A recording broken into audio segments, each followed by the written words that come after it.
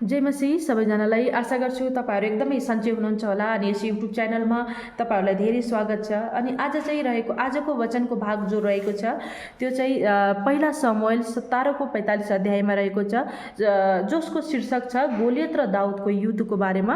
अनि यो 45 अध्यायलाई चाहिँ म पढ्नेछु।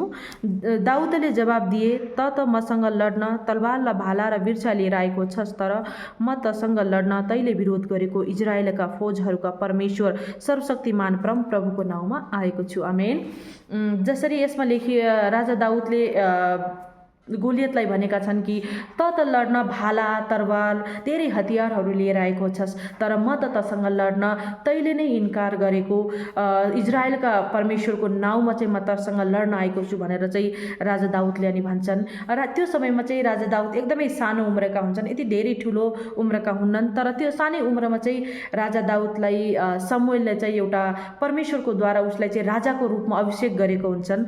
अनि त्यो समयमा राजा साउल पनि जिउँदो हुन्छ। अनि साउलको समयमा चाहिँ फलिस्तिनीहरू र इजरायलीहरूको धेरै लडाइँ हुन्छ। त्यो लडाइँमा चाहिँ एउटा गोलियत फलिस्तिनीहरूद्वाराबाट चाहिँ गोलियत लड्नको लागि आउँछ। अनि गोलियत चाहिँ एकदमै सुरवीर हुन्छ, हट्टाकट्टा हुन्छ, अग्लो हुन्छ, धेरै धेरै कुरामा गोलियत चाहिँ ताकतवर हुन्छ। अनि त्यो कारणले चाहिँ राजा साउलको सेनाहरू त्यो समयमा पछाडि हटेका थिए कि हामी कसरी यससँग लड्न सक्छौँ, यो त ताकतवर छ, यसले त हामीलाई एउटै हातले मार्न सक्छ होला भनेर चाहिँ इजरायलीहरू त्यो समयमा लड्न गइरहेका थिएनन्, किनभने उनी डराएको थिए। किनभने हामी यस वचनलाई हामी पढ्छौँ भने गोलियतको बारेमा यसमा केही व्याख्याहरू गरेको छ।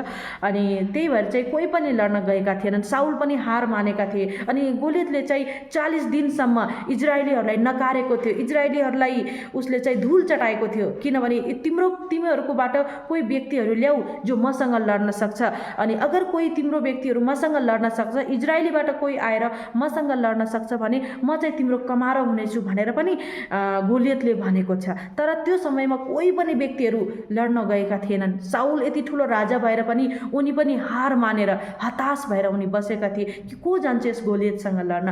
त्यो समयमा चाहिँ राजा दाउद चाहिँ एउटा सानो अवस्थामा थियो, राजा दाउद चाहिँ एउटा बालकको उम्रमा थिए। अनि राजा दाउद यो कुराहरूलाई देख्छन् अनि उनी चाहिँ लड्न जान्छन्। जब उनी गोलियतसँग लड्न जान्छन् तब उनले चाहिँ भन्छन् कि म चाहिँ परम प्रभुको नाउँमा आएको छु, त भरि तैले भाला लिएर आएको छस्, तैले धेरै हतियारहरू लिएर आएको छस्, तर म चाहिँ परम प्रभुको नाउँमा आएको छु, जो इजरायलीहरूको परमेश्वरलाई तैले इन्कार गरेको थिइस्, त्यही परमेश्वरको द्वारा चाहिँ म लड्न आएको छु भनेर चाहिँ राजा दाउदले भन्छन्। अनि राजा दाउदले चाहिँ हतियारहरू लगेका थिएनन्, केही सुरक्षा कवचहरू उनले लगाएका थिएनन्, तर पनि राजा दाउद त्यहाँ लड्न गए अनि उनले त्यस युद्धलाई एकैचोटिमा चाहिँ उनले जिते।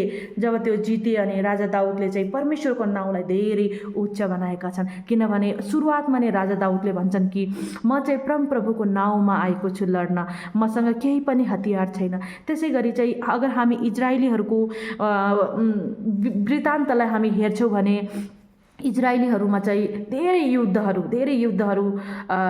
राजाहरूले लडेका छैनन्, तर परमेश्वरको नाउँमा जब उनीहरूले आराधना गर्छन्, जब उनले प्रार्थना गर्छन्, जब उनीहरूले यीशु परमेश्वरलाई उनले पुकार्छन्, त्यो समयमा चाहिँ उनले अटोमेटिक धेरै युद्धहरूलाई जित्छन्। अगर हामी इजरायलको इतिहासलाई पुरानो नियमको हरेक किताबहरूलाई हामी पढ्छौँ भने, यो जो परमेश्वरको द्वारा बाइबललाई हामी पढ्छौँ भने हामीलाई थाहा लाग्छ कि कसरी इजरायलीहरूले युद्ध जित्छन्, कतिचोटि उनले परमेश्वरको नाउँद्वारा युद्ध जित्छन्। जसरी यहाँ गोलियतलाई चाहिँ राजा दाउदले हराएको छ यस परमेश्वरको नाउँमा, अनि कतिचोटि उनले आराधना गरेर युद्धहरू जित्छन् भनेपछि कतिचोटि चाहिँ परमेश्वरले उनीहरूलाई सफलता दिनुहुन्छ, विजय दिनुहुन्छ दाउदलाई। त्यसै गरी दाउदको चाहिँ यो पहिलो लडाइँ थियो, एउटा फलिस्तिनीहरूसँग पहिलो लडाइँ थियो, मलाई जहाँ तक लाग्छ यो चाहिँ पहिलो लडाइँ थियो। अनि उनले चाहिँ जित्छन्। त्यसपछि राजा दाउदले धेरै धेरै युद्धहरू जित्छन्। त्यसै गरी जसरी यहाँ राजा दाउदले एउटा फलिस्तिनीहरूसँग एउटा युद्ध जित्छन् परमेश्वरको नाउँमा, किनभने उसले परमेश्वरको नाउँलाई उसले